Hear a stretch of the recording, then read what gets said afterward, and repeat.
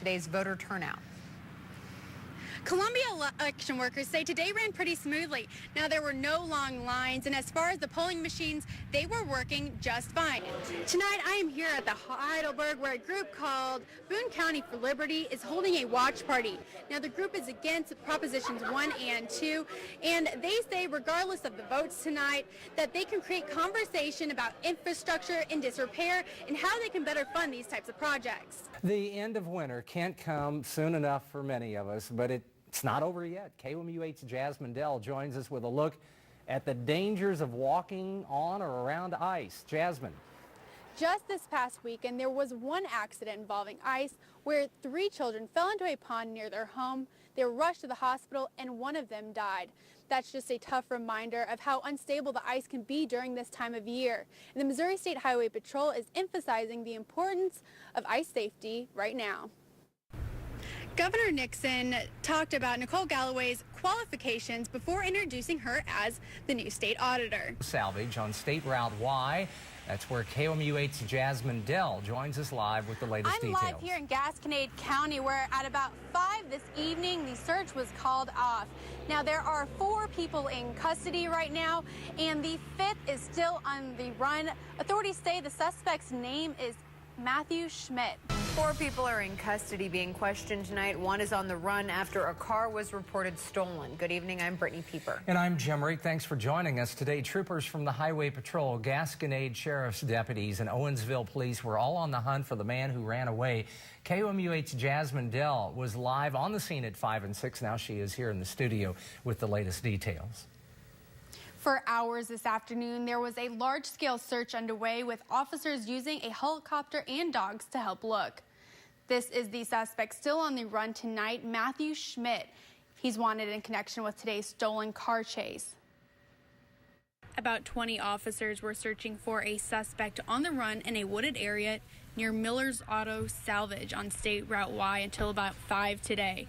One Gasconade County Sheriff's deputy says while the large-scale search is off, authorities will continue looking for the man tonight. We'll continue to do a roving ground search tonight in hopes to find the suspect and maybe any known associates that he has in the Owensville area. Although he's not from Gasconade County, he's actually from another county, but we'll continue that search.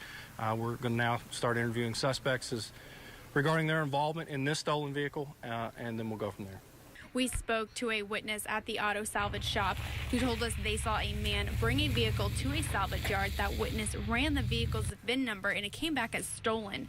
The witness says they remember stalling until the police came, but after deputies got there, one of the suspects ran off. Oddly enough, we believe he was the primary suspect in the sale of the vehicle, the resale of the vehicle, plus he had a misdemeanor outstanding warrant from Crawford County. So. All of these suspects had outstanding warrants, according to the Sheriff's Department. Authorities say the man who is still missing was unarmed. Sources say he may have been handcuffed when he ran off into the woods. Resignations yesterday at MU. KOMU8's Jasmine Dell takes a look at concerned student 1950's list of demands. On the Concerned Students 1950 demand statement, the group wants the University of Missouri to increase the percentage of black faculty and staff campus-wide to 10% by the 2017 to 2018 academic year. When asked about the demand, this is what the new interim vice chancellor had to say. I can't comment on whether concerned student 1950's goals are reasonable. This is the most current race demographic available of University of Missouri employees. Currently, there are 509 African Americans out of a total of 8,731 faculty and staff. Personally, I'd like to see a lot of diversity on the campus, just for like a lack of prejudice. If the University of Missouri would need to replace current employees, they would need to replace about 365 non-African American employees to keep the current demand. And in order to meet the demand of additional staff without replacing any employees, it would have to hire an additional 405 employees on top of the current staffing. Jasmine Dell, KOMU8 News, Columbia. The interim vice chancellor says he believes the school should focus on the process and then results will follow. Missouri lawmakers went around the governor today overriding his veto on a bill that would impact several thousand low-income families on welfare programs. Thanks for joining us. I'm Brittany Pieper. And I'm Jim Reek. Thanks for joining us. The bill would change the regulations on temporary assistance and food stamps for needy families. KOMU8's Jasmine Dell is here in the studio with details on today's vote. A couple of the main changes to come on temporary assistance program for Missouri is the amount of time someone can receive assistance will go from 5 years to just under 4 years, and a person looking for benefits will be required to engage in work activities before being eligible for assistance. Representative Diane Franklin from Camdenton says since the early 1990s, the welfare program in Missouri has been a problem. I think right now the huge problem is that we just simply hand people a check every month, and the work requirements aren't being enforced.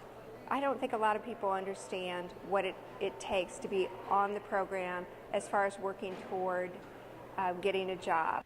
Even with the cuts for a better plan, some local and nonprofit programs might be hit hard. Anytime you see a decrease in government funding or in just economy in general, you see an increase in services going out here.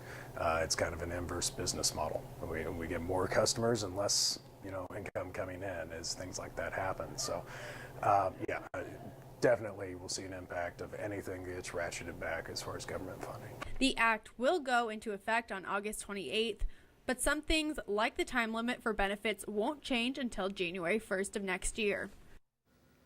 The governor's concern was the law changes would punish children for actions of their parents. Lawmakers say the state will spend the same amount of money next year on the programs as in the past year.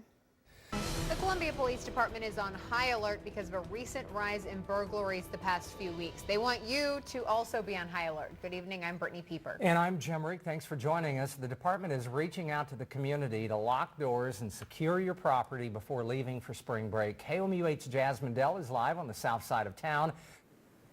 Break-ins and ways to keep the crooks away. Jasmine?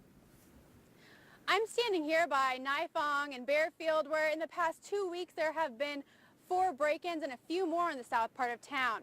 Now, the Columbia Police Department says there are some common denominators in these burglaries, one of them being the location. Another is the time in which these burglaries are occurring between midnight and 7 a.m. and the fact that these burglaries are due to the fact that there are unlocked doors. A large amount of burglaries on the south side of town is leaving neighbors unnerved.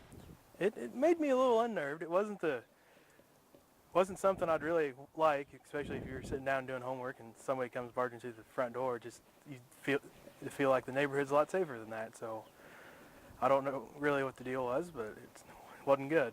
And with spring break and summer vacations on the horizon, some neighbors are even more concerned. I feel like since it's a college town and this is a pretty populated area with college students, so you're going to have a lot of people gone for spring break, winter break, Christmas break, stuff like that. The Columbia Police Department is vocalizing the importance of keeping your home safe before leaving for vacations. Pop, drop, and lock.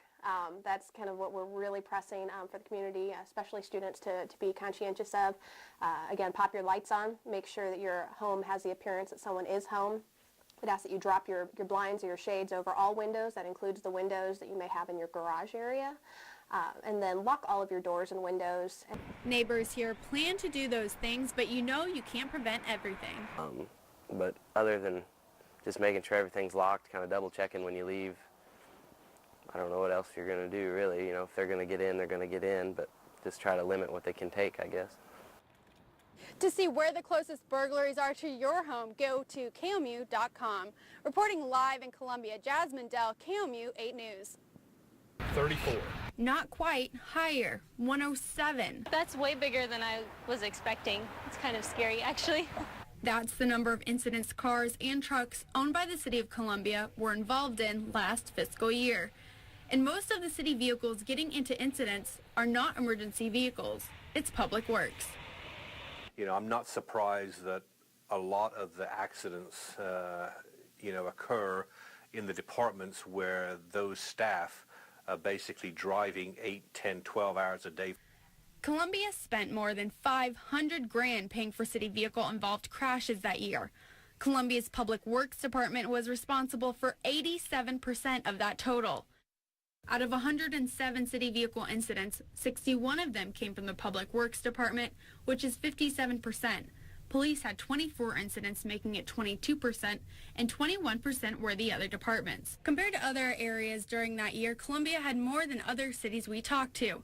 For example, Jefferson City had 39 and Lawrence, Kansas had 20. A lot of those incidents, if you dig a little bit deeper, especially during inclement weather, might be as simple as when a truck driver is plowing snow in a neighborhood, which is very difficult to do because you've got these large trucks that are working in subdivision roads where there's not much room for clearance.